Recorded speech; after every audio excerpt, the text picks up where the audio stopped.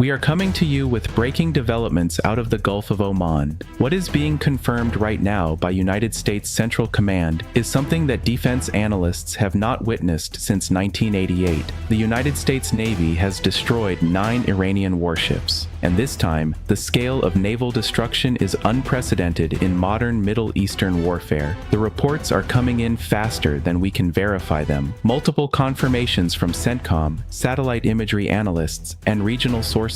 Smoke columns rising from Chabahar Pier in southeastern Iran. A Jemaran-class corvette, one of Iran's most capable surface combatants, is sinking to the bottom of the Gulf of Oman as we speak. Iran's naval headquarters has sustained what President Trump describes as major damage. The Persian Gulf, a body of water that has defined regional power dynamics for decades, is witnessing the systematic dismantling of Iranian naval power in real time. And the Iranian Navy, the force that Tehran has relied upon to project power and threaten the Strait of Hormuz, is being sent to the bottom of the sea. Let us be precise and direct about what we are witnessing because the technical details matter here. This is not a skirmish. This is not a limited engagement. This is the largest naval battle between American and Iranian forces since Operation Praying Mantis in April of 1988. And the scale of this engagement dwarfs that historical precedent. The Jemaran-class corvette that CENTCOM confirmed is now sinking deserves specific attention. This is not some aging patrol boat from the 1970s. The Jemaran-class, also known as the Mauj-class frigate, represents the most advanced surface combatant that Iran has been able to produce domestically. It displaces approximately 1,500 tons. It carries anti-ship cruise missiles, torpedoes, and modern naval guns. Iran launched the first vessel of this class in 2010 with enormous fanfare, presenting it as evidence of the Islamic Republic's growing naval capabilities and its ability to challenge American dominance in the Persian Gulf. That vessel, or one of its sister ships, is now at the bottom of the Gulf of Oman.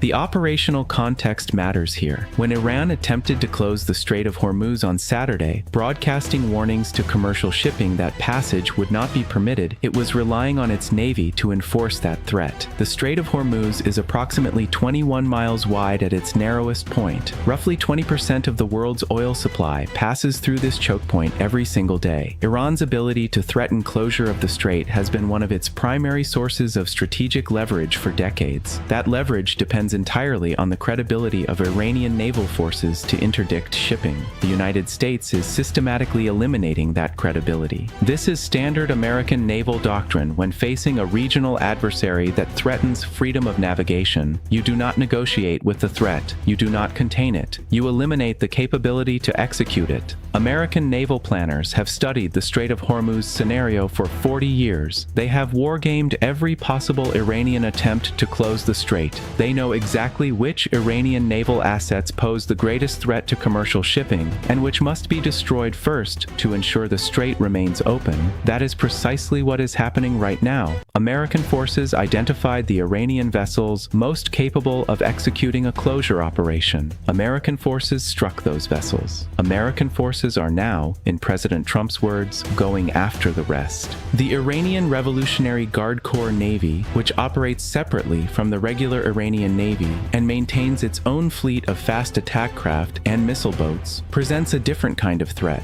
These smaller vessels, often armed with anti-ship missiles and operating in swarm tactics, have been a concern for American naval planners for years. The question of how many of these smaller craft have been destroyed alongside the larger surface combatants remains unclear, but the destruction of Iran's naval headquarters suggests that the command and control infrastructure coordinating these forces has been severely degraded. Now let us talk about what this means strategically. When Iran announced it was closing the Strait of Hormuz, it was making a calculated bet. Tehran believed that the threat to global oil supplies would force Washington and its allies to seek a ceasefire. Tehran believed that the economic consequences of even a temporary closure would be so severe that the international community would pressure the United States to de-escalate. Tehran believed that its navy could survive long enough to make that threat credible. That bet has failed catastrophically. The destruction of 9 warships in less than 48 hours demonstrates that American naval superiority in the Persian Gulf is not theoretical. It is absolute. The Iranian Navy cannot protect itself from American strikes, let alone interdict commercial shipping against American opposition. Every oil tanker captain watching these reports understands that the Strait of Hormuz remains open not because Iran permits it, but because the United States Navy has eliminated Iran's ability to close it. The political implications extend far beyond the immediate military situation. For decades, Iran's leverage in any negotiation with the West has rested on 3 pillars: its nuclear program, its network of regional proxies, and its ability to threaten the global oil supply through the Strait of Hormuz. In the past 72 hours, American and Israeli forces have struck Iran's nuclear infrastructure, killed the leadership of the Islamic Revolutionary Guard Corps, and now destroyed the naval forces required to threaten the strait. Iran's negotiating position has not merely weakened, it has collapsed.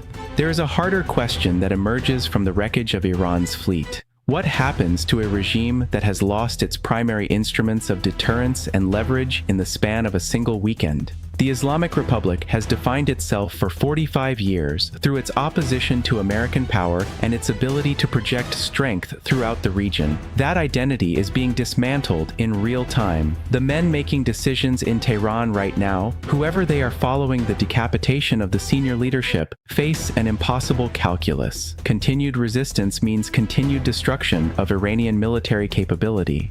The United States has demonstrated both the willingness and the ability to systematically eliminate every instrument of Iranian military power. Capitulation means acknowledging that 4 decades of confrontation with America have ended in comprehensive defeat. Neither option offers the regime a path to survival in its current form. Escalation carries a different dimension of risk that we must address directly. Iran possesses capabilities that have not yet been employed in this conflict. The question of whether Tehran will attempt to use weapons of mass destruction, conduct terrorist attacks against American civilians abroad, or take other desperate measures as its conventional military options disappear cannot be answered with certainty. Cornered regimes do not always behave rationally. The assumption that Tehran will accept defeat rather than escalate further is an assumption, not a certainty. De-escalation, if it comes, will not resemble anything Tehran hoped to achieve when this conflict began. Any ceasefire now happens with Iran's supreme leader dead, its military leadership decimated, its nuclear facilities damaged, and its navy at the bottom of the Gulf.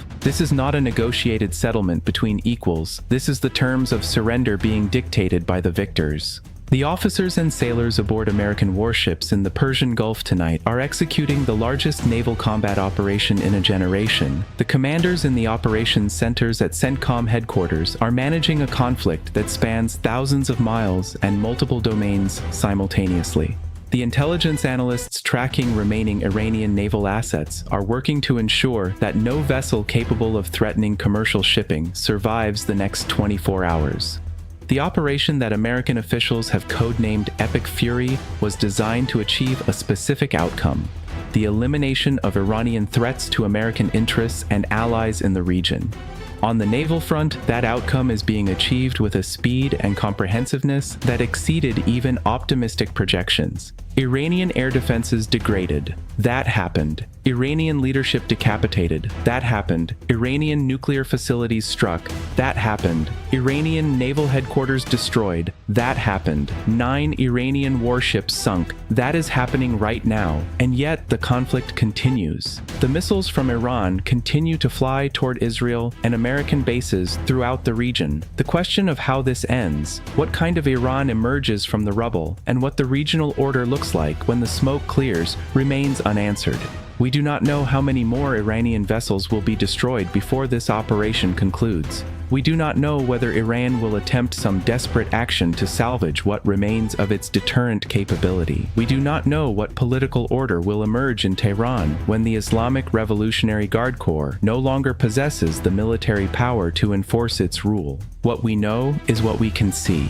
smoke rising from Iranian ports, a Jamaran-class corvette slipping beneath the waters of the Gulf of Oman, American carrier aircraft launching from the deck of the USS Abraham Lincoln to strike targets that Iranian air defenses can no longer protect, the systematic destruction of a navy that once threatened to close the most important oil choke point on Earth. We are not leaving this coverage. Our analysis continues as the situation develops. The moment there is a confirmed change in the operational picture, we will bring it to you immediately.